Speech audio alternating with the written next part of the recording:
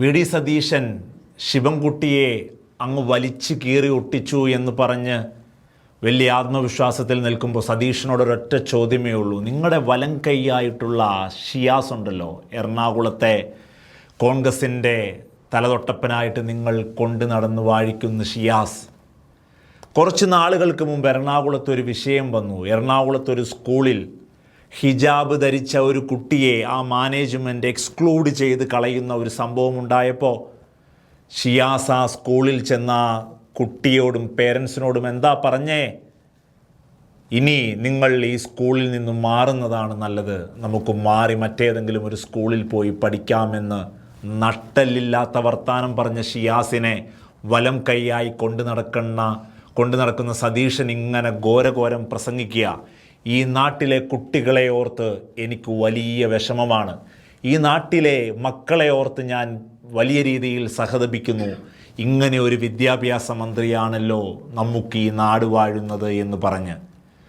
സതീശ, നിങ്ങൾ ഓർത്തിരിക്കേണ്ട ഒരു കാര്യമുണ്ട്. ബാക്ക് ബെഞ്ചേഴ്സ് എന്ന് പറയുന്ന ഒരു കൺസെപ്റ്റ് വേണ്ട.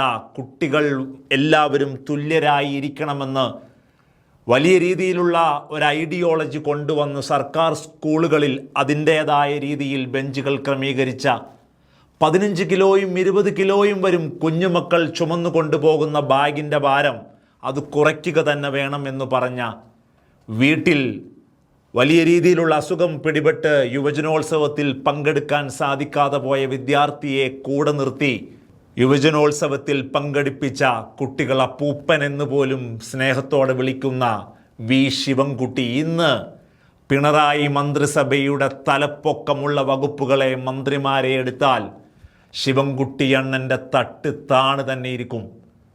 നിയമസഭാ സെക്രട്ടേറിയറ്റിന് മുമ്പിൽ വലിയ രീതിയിലുള്ള പന്തൽ കെട്ടി കതർധാരികളായ കുറേ അണ്ണന്മാരെ ഇങ്ങനെ കണ്ടപ്പോൾ ഘോരഘോരം പ്രസംഗിക്കുന്ന കൂട്ടത്തിൽ സതീശൻ പറഞ്ഞ മറ്റൊരു വാക്കുണ്ട്. വി.ഡി. സതീശൻ പറയുകയാണ്, നിയമസഭയിൽ ഞങ്ങളെ പെരുമാറ്റം പഠിപ്പിക്കാൻ നീ ആരടാ ശിവൻകുട്ടി? അടിവസ്ത്രം കാണിച്ച് സ്പീക്കറുടെ ചേംബറിന് മുമ്പിൽ നീ കാണിച്ച പ്രഹസനമൊക്കെ ഞങ്ങൾ മറന്നിട്ടില്ല എന്ന്. പഴയ കാലഘട്ടത്തെ എടുത്ത് വിസ്തരിക്കാനാണ് വി.ഡി. സതീശൻ പറയുന്നതെങ്കിൽ കഴിഞ്ഞ കാലങ്ങളിൽ രാഷ്ട്രീയ നേതാക്കൾ ചെയ്തു പോയിട്ടുള്ള കാര്യങ്ങളെ വീണ്ടും രാഷ്ട്രീയ കേരളത്തിൽ ചർച്ചയ്ക്ക് വയ്ക്കാനാണ് സതീശ നിങ്ങൾ ഒരുങ്ങുന്നതെങ്കിൽ, ഒരു കാലഘട്ടത്തിൽ ഒരു വലിയ സമ്മേളനം ഇങ്ങനെ ചേരുന്നുണ്ടായിരുന്നു ഒരു നാട്ടിൽ. സവർക്കറുടെ പ്രതിമയ്ക്ക് മുമ്പിൽ നിലവിളക്ക് കൊളുത്തിയിട്ട് മതേതരത്തിൻ്റെ വാചാലനാകുന്ന സതീശൻ ഇങ്ങനെ പോയി നിന്ന് കുമ്പിട്ട് തൊഴുതിട്ടുണ്ടായിരുന്നു. സതീശൻ പറവൂർ മണ്ഡലത്തിൽ RSSൻ്റെ ഏറ്റവും വലിയ ഒരു പരിപാടിക്ക് ഏറ്റവും വലിയ പ്രാസംഗികനായി സതീശൻ പങ്കെടുത്തിരുന്നു.